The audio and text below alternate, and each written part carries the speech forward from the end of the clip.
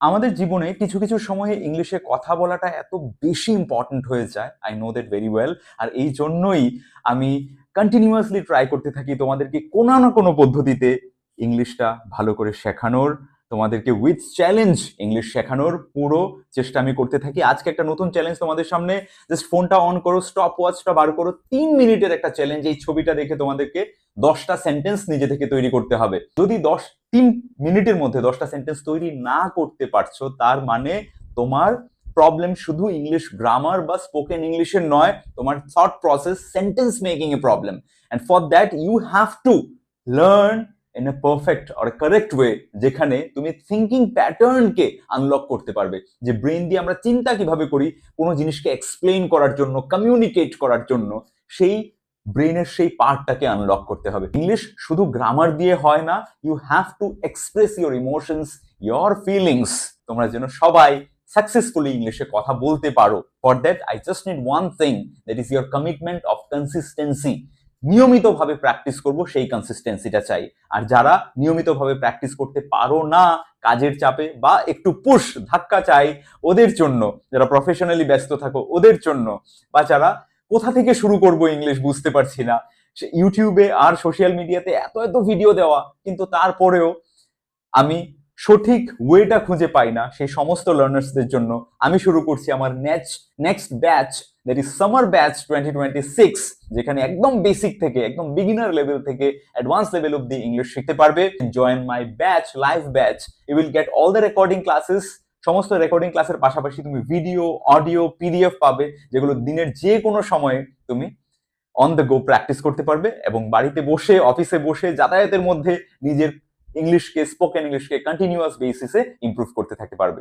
So let's start today's lesson. কি মাথায় আসছে এই সেন্টেন্সটা দেখে, এই পিকচারটা দেখে? তো তার জন্য আমি কয়েকটা জাস্ট হিন্ট দিয়ে রেখেছি। তোমাদের কাজ হবে এই সেন্টেন্সগুলোকে কমপ্লিট করা। টেবিলের উপর, টেবিলের উপর কি? টেবিলের উপর একটি কাঠের বাক্স রাখা আছে। ওকে, তো কিভাবে বলবো? টেবিলের উপর থেকে প্রথম প্যাটার্ন এভাবে আনলক করা হবে। তো টেবিলের উপর একটি কাঠের বাক্স বা একটি বাক্স রাখা আছে। How will you say this? বাক্স রাখা আছে। তো রাখা আছে, ইট ইজ কেপ্ট। যখন কোথাও কিছু রাখা থাকে তখন আমরা কিপ ভার্বটা ইউজ করি, কিপ। ফাইন। সো টেবিলের উপর রাখা আছে, আমরা কিভাবে বলতে পারি? একটি বাক্স, আ বক্স। এবার এটাকে অনেকভাবে, যে কোনো সেন্টেন্সকে আমরা বিভিন্ন ভাবে বলতে পারি। একটা হচ্ছে দেয়ার দিয়ে শুরু করা, আর একটা হচ্ছে ডিরেক্টলি আ বক্স দিয়ে শুরু করা। আ বক্স ইজ কেপ্ট, একটি বাক্স রাখা আছে, কিপ থেকে kept. So a box is kept on the table, on the table. সঠিক উচ্চারণ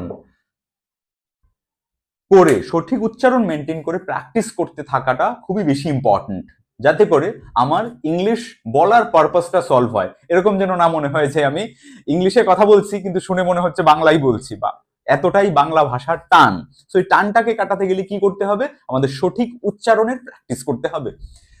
বলো আমার সাথে সাথে, আ box is kept on the table. A box is kept on the table. টেবিলের উপর একটি বাক্স রাখা আছে। নেক্সট, বাক্সটি দেখতে কিরকম মনে হচ্ছে? একদম চৌকোনো, একদম একটা কি বলে, বর্গাকার বা চৌকোনো। সো বাক্সটি দেখতে একদম বর্গাকার, বর্গাকার। এবার কেউ যদি ম্যাথামেটিক্স এর ভাষা না লাগাও বর্গাকার, তাহলে বলতে পারে চৌকোনো। সো কিভাবে বলতে পারি?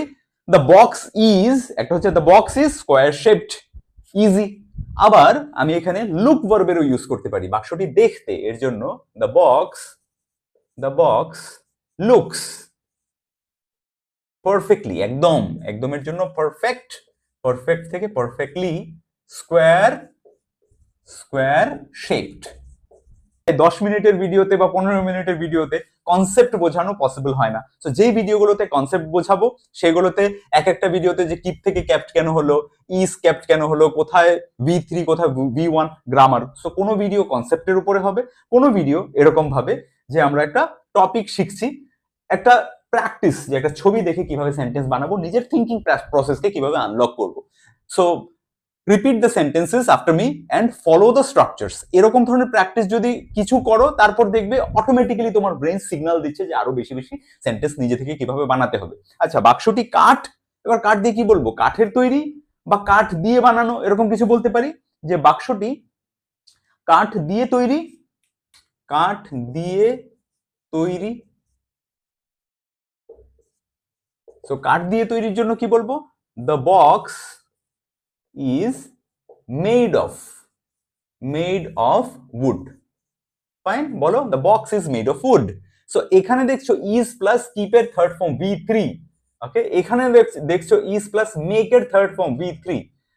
A box is kept on the table. The box is made of wood.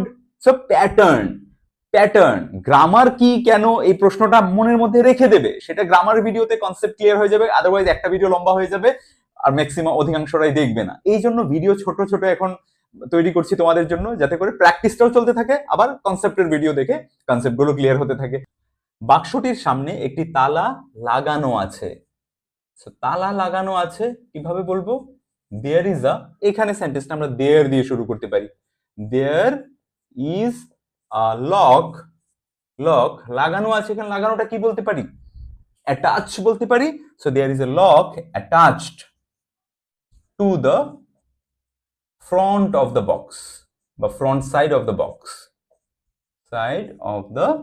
Box, হলো there is a lock attached to the front side of the box. Next sentence, ঘরের কোনায় একটি বুকশেলফ দেখা যাচ্ছে। How will you say this sentence? A bookshelf, একটা bookshelf, a bookshelf can be seen, দেখা যাচ্ছে মানে দেখতে পারা যাচ্ছে, can be seen, বা শুধু বলতে পারি a bookshelf is visible, can be seen বা দেখা যাচ্ছে মানে ছবিটা দেখে বুঝতে পারছি, সো ইজ ভিজিবল। আবার এভাবেও বলতে পারি there is a bookshelf in the corner of the room, so there is a bookshelf in the corner of the room, বা a bookshelf is visible in the corner of the room, বা বলতে পারি a bookshelf can be seen in the corner of the room. এরকম না যে কোনটা কোথায় ব্যবহার করব। বাংলাতে যেরকম কোনো পরিস্থিতিকে বর্ণনা করার জন্য আমরা যে কোনো ভাবে নিজের ভাষায় করতে পারি, সেইভাবেই কোনো একটা জিনিস আননোন দেখে তাকে এক্সপ্লেন করার জন্য যে সেন্টেন্স তৈরি করতে হয়, তার প্র্যাকটিস করতে থাকলেই আমরা আর থেমে যাব না ইংলিশ বলতে গিয়ে। ওই যে যারা বলো যে দুটো চারটে সেন্টেন্স বলার পর আমি আটকে যাই আর বলতে পারি না, সেটা তোমার শুধু ইংলিশ গ্রামারের জন্য নয়, তোমার থিঙ্কিং প্রসেসটাকে আনলক করতে হবে। এরকম ধরনের প্র্যাকটিস তোমাকে চালিয়ে যেতে হবে। আমাদের ফাইনাল সেন্টেন্স, জানলা দিয়ে ঘরের ভিতরে কি, জানলা দিয়ে ঘরের ভিতরে কি হচ্ছে? বলতে পারি আলো ঢুকছে, বা লাইট আসছে, রাইট? আলো ঢুকছে। লাইট ইজ কামিংও বলতে পারি, এন্টারিংও বলতে পারি। Light is entering the room through the window.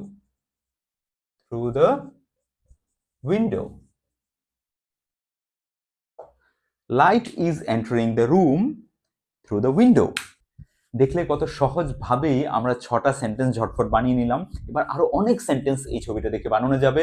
তোমাদের কাজ থাকবে আর 4টে সেন্টেন্স নিজে থেকে বানিয়ে কমেন্ট সেকশনে লিখে জানানো। আর এরকমই ছবি দেখে 10টা সেন্টেন্স 3 মিনিটের চ্যালেঞ্জ নিয়ে বানানোর প্র্যাকটিস করো if you want to improve your thinking process. আর যারা কোর্সে এডমিশন নিতে আগ্রহী, ওরা আমাদের হোয়াটসঅ্যাপ নাম্বার 7595950475 একটা মেসেজ করে দাও যে কোর্সে এডমিশন নিতে চাই বা ডিটেলস জানতে চাই বলে। Our team will guide you to get admission in the course. পৃথিবীর যে কোনো কান্ট্রি থেকে এই ব্যাচে অংশগ্রহণ করা যাবে, জয়েন করা যাবে। If you are interested then text now and do your homework every day. যদি ভিডিওটা ভালো লেগে থাকে তাহলে একটা লাইক করে যার এই ভিডিওটা দরকার পড়তে পারে ওর সাথে শেয়ার করে দাও। I will see you in the next video. Till then, take care and keep learning something new every day. Keep sharing with the world. Take care. Have a wonderful time. Tata.